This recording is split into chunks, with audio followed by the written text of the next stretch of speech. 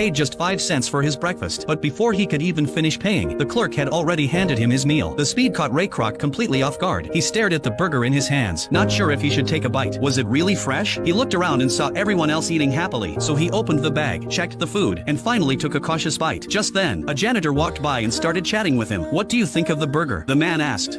This might be the best hamburger I've ever had in my life. Well, we aim to please. McDonald's. Only then did Kroc realize that this ordinary-looking janitor was actually the owner of the restaurant. Excited, he quickly handed over his business card and asked if he could learn more about the place. As a traveling salesman, Kroc spent most of his time on the road. He usually ate whatever he could find along the way. But in 1950s America, even the fastest drive-ins took at least 30 minutes to serve a meal. Now at 52, his career was going nowhere. To secure the rights to a milkshake mixer, he had even mortgaged his house. But the heavy machine barely sold. After 3 months of hard work, he hadn't sold a single unit. Then one day, he received a surprising order: 6 machines at once. It came from a small, unknown restaurant in California. Curious, Kroc decided to visit in person. When he arrived, he was stunned by what he saw. Outside a tiny, unremarkable building, a long line of customers stretched down the street. Despite the crowd, everything moved incredibly fast. When the owners learned that Kroc was the mixer salesman, they invited him into the kitchen. The workers were busy but perfectly organized. Each one focused on a single task. It ran like a well-oiled assembly line. One worker lined up the buns, another added ketchup and mustard, then 2 slices of pickles, some chopped onions, and finally a grilled beef patty. In just 30 seconds, a perfectly made hamburger was ready to serve. What amazed Kroc even more was that they made their own ketchup. The McDonald brothers controlled every detail of quality. Even the fries had strict rules for temperature and frying time. New employees could learn the process in no time. Kroc was deeply impressed. Over dinner, he couldn't wait to ask how they achieved such efficiency. The brothers eagerly shared their story. Unlike other restaurants, McDonald's focused on one thing: speed. They built their kitchen like a production line. Instead of delivering food to customers' cars, they had people line up to pick up their own orders. That alone saved a huge amount of time and labor. They replaced plates and utensils with paper packaging, which made eating easier and eliminated the need to wash dishes. They also discovered that burgers, fries, and Coke made up more than 87% of their sales, so they cut the menu down to those 3 items. By focusing on what mattered most, they could guarantee speed and consistency. To design the most efficient kitchen, the brothers drew the layout on a tennis court. They placed every piece of equipment on the ground and had employees practice moving around. Whenever a movement caused interference, they erased the lines and redrew them. After countless trials, they perfected the flow. In that small space, everyone could move quickly without getting in each other's way. They remodeled the kitchen exactly according to their final design. The result was a restaurant that was both fast and wildly popular. That night, Kroc couldn't sleep. He kept thinking about the brothers' story and their revolutionary system. Then, an idea hit him. The next morning, he stopped the brothers' car and said excitedly, Franchise.